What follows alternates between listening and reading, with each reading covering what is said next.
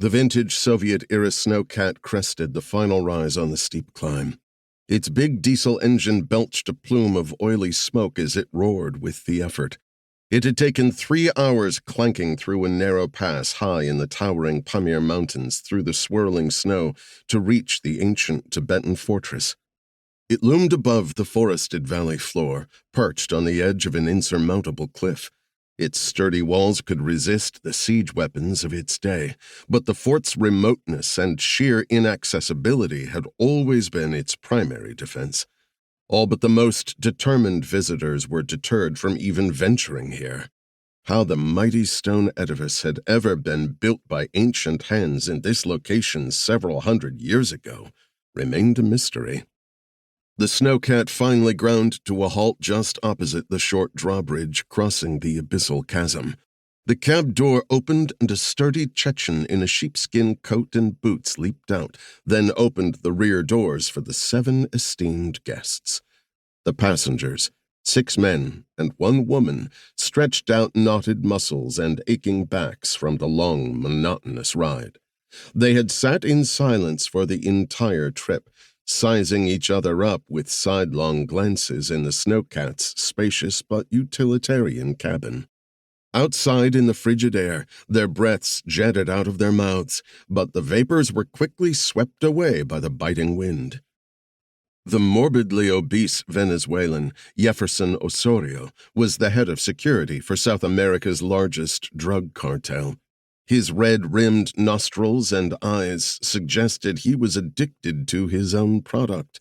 Despite the temperature, he didn't button up his gaudy, full-length ermine coat, and his shoulder-length hair danced in the snowy breeze. Osorio was familiar with the elegant Russian, Yakov Mityev, and the bespectacled Chinese woman, Wu Shanshan, from the reports he'd read.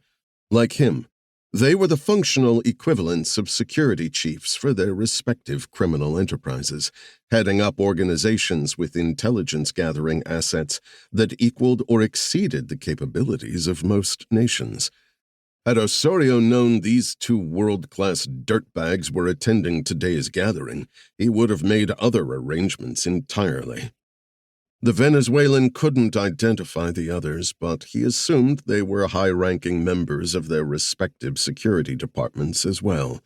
The tattoos peeking beyond the collar and sleeves of the Japanese man identified him as a Yakuza, even without the missing finger.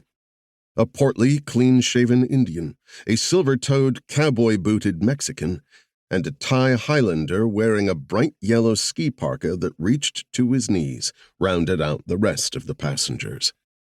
Osorio wondered if there had ever been a gathering of this level of criminal technical talent before. Police organizations around the world would salivate at the opportunity to gather them all up in one fell swoop. The Chechen called into his walkie-talkie, and a moment later the fort's portcullis rose on its chains. He pointed the 7 visitors toward the cavernous entrance, where a tall soldier in a civilian snowsuit waited for them, a rifle slung over one shoulder. A third, shorter man stood by his side with a wand to check for weapons and other contraband items. The 7 invited shuffled toward the gate, their apprehension rising with each step. What lay beyond could change their lives forever. Or end them. Osorio silently fumed at the importunity of yet another weapons check as he stood inside the airport-styled millimeter wave scanner. He raised his arms above his massive head for the 3rd time that day.